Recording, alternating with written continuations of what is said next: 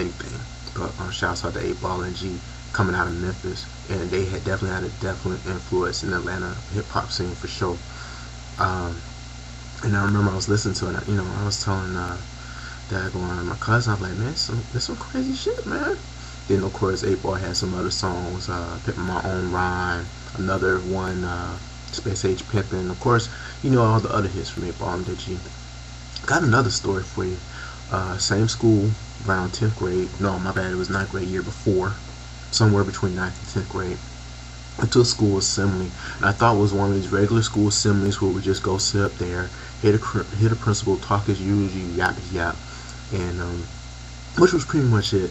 But, it wasn't your regular school assembly. It was kind of like a concert. And I thought it was a talent show at first because, you had, these two guys who were just rapping, and I thought they were students at a school, but I never seen these guys before. And what tripped me out, they were handing out these flyers with the little crown symbol, and it said Outcast, and I was like, they spelled Outcast wrong. But I kind of, after a while, I realized, I was like, you know what, this might be something. And they had some pretty good stuff out, and they had the CD out, their first CD out that went big, and which was Southern Imperialistic Cadillac music, and they were playing it. And I remember that summer after school year was over, they just went crazy, blew up. I mean, that's all you heard on the radio. Summer '94 was also that beginning of transition into 1995, where Ryan Cameron, when he was in V103 at the time, had a show on Friday nights called The Fresh Party, and it was a very big deal to me because me and my cousin Muhammad would go every Friday night, and he'll put his big old boombox and take 2 of his tapes. He put the tapes in and let it record, because those were the only time of the day that we could hear those songs on the radio. But as time went on, like I said, when 107.9 came onto the scene, V103 had to change some stuff up, and now V103 tried to keep up with Hot 97.5 when it came to hip hop music. Another particular time, I was around 10th or 11th grade, and actually pretty much happened the whole time I was in high school, especially the high school I graduated from, where you had, like I said, in Atlanta was a transient city, so you had people from everywhere. Mostly people at the school I went to were like from up on the East Coast, New York, Boston, Virginia, some from DC, but mostly people that I knew were from New York or up around that area, New York, New Jersey, that tri-state area.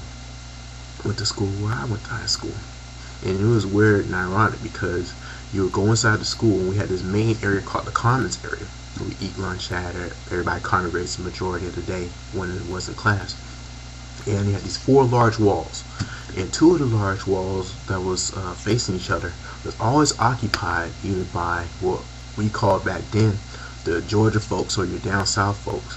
Then you have your up north New York folks, and it was really easily stood out because some folks would clown on the New York folks, and New York folks would clown on the down south folks, and it was unique. Every now and then we had a fight, but everybody always really, you had classes related to hip hop. Oh, our music is better. Y'all ain't rapping and this and that and this and that, this and that. And it was a unique thing because it wasn't that many Georgia natives that I went to school with, and a lot of them I went to school with listened. They took the music serious. They took the Outkast, they took the Mafia serious, and they brought it with them, which was always been a good thing. You always had the New York people. They try to no offense, shove down the New York style hip hop. They'll always I remember some cats talking about, man, that down south stuff, that ain't hip hop, y'all ain't rapping, y'all just got some fast beat or whatever. Anyway, and I remember those times were reminiscent basically. And what also tripped me out and what was unique about living down south with hip hop at the time was what stood out. I think I can say when you go to the clubs like old Club Nicky's, which I didn't really go till later on in my time, but at the time, how can I say this? Strip clubs, a lot of them. You had the famous Gold Club, which was probably I mean, you have to be a serious big time baller to go in that club. And I never been inside the club, but I always passed it when I was on the MARTA so many times. And anyone that took MARTA, they knew exactly what the Gold Club was. And anyone knew that went down knew what went down. Unfortunately, well, I don't know if it was a good or a bad thing. You know, all good things don't last too long. Also, you had Club Nicky's, other clubs. You had so many clubs, not just the strip clubs, but you had the regular go out and dance clubs or whatever. Yeah, I remember my brother's keeper. I went there one time, and now if anyone else want to pop in and bring some other stuff along, please do. There was so many clubs out there.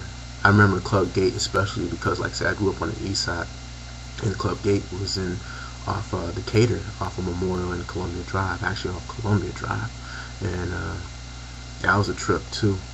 Also, particular time frames in Atlanta hip hop, where, like I said before, summer '96 was also a good year. Pretty much '94, '95, '96 kind of, you can see the consumption, the conceive, I don't know what the word is, the conceiving of Atlanta hip hop coming from the underground type, really kind of like just non-respected, isolated type music going into the mainstream.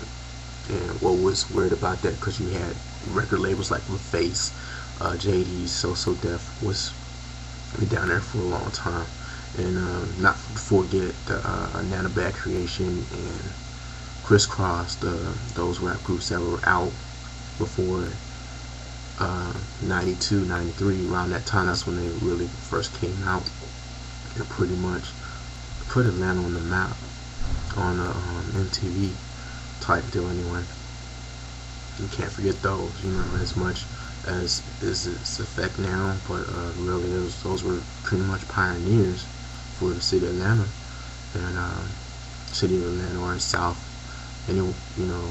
sorry, for the South. But let's see, 96, 97, graduated high school in 97. Between 94 and 95, 96, Atlanta's pretty much, the hip hop scene in Atlanta was pretty much predominantly bass heavy. What I mean, basically, you go to any club, you go to most artists were pretty much bass artists. Pioneer, DJ Kizzy Rock, another pioneer who I need to name, MC Shy-D. Now this cat was from New York, but I think he was probably the only guy that could actually consistently freestyle.